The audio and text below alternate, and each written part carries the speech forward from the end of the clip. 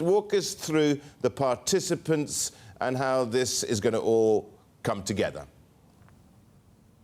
Now, we know that SoftBank themselves is deploying about $38 billion. That is more than the last round, and it doesn't come as too much of a surprise considering we knew that SoftBank was interested in taking a larger controlling stake. Now, when I'm looking at the list there's a lot of new names, including Microsoft, as well as several Japanese financial institutions, as well as the Sovereign Wealth Fund of Kazakhstan.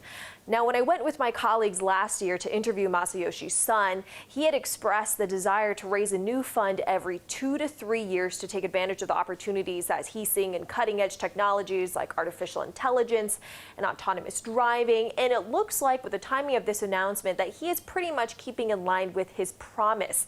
But the key question here is, are there enough startups around the world that can absorb the amount of capital that SoftBank wants to deploy in the time frame it wants to deploy? In Silicon Valley, there's already been a course of complaints about how SoftBank's Vision Fund is distorting the markets, how it's giving startups more capital than they need, and really persuading these entrepreneurs to chase market share rather than to focus on company fundamentals. So a lot of questions remain about how this new fund is going to be received. Selina, what about the investors in the original fund? How many are back for more? It's very interesting that from this list, you are not seeing Saudi Arabia or Mubadala. Now, these are the two key players, stakeholders in the original fund that really got the fund off the ground in the first place. So the fact that they're missing there may be a signal to investors that they maybe do not have the vote of confidence. But that being said, we have heard from spokespeople at SoftBank that those talks are still in discussion. So it is possible that those two stakeholders will be added later in the game. But there's also been reports that SoftBank is trying to diversify away from having too much money centered in just a few investors. For some context, Saudi Arabia had invested a whopping $45 billion in Fund 1, and from Mubadala, they had $15 billion.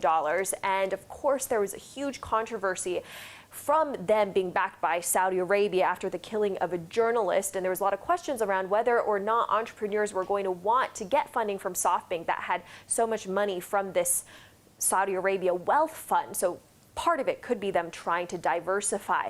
But again, big questions here from the new investors, from the existing investors. Although they've had some exits from companies like Uber and Slack, it could be many years before they get profitable exits from some of their other investments. Yep, that's it. I mean, that's really the question, is what happens next, I suppose. Well, we'll just have to wait and see. As I said before, it's unclear if enough startups are there to deploy this capital, if they can keep up the pace and scale of financing over the next few years. But all of this is part of the broader context in which Masayoshi Son is trying to transform SoftBank from this telecoms giant into this large investing conglomerate that's in all sorts of areas, from AI to autonomous driving. And something Masayoshi Son has talked a lot about is how he wants to make synergies between these companies. So we have yet to see how those synergies are really going to play out as well.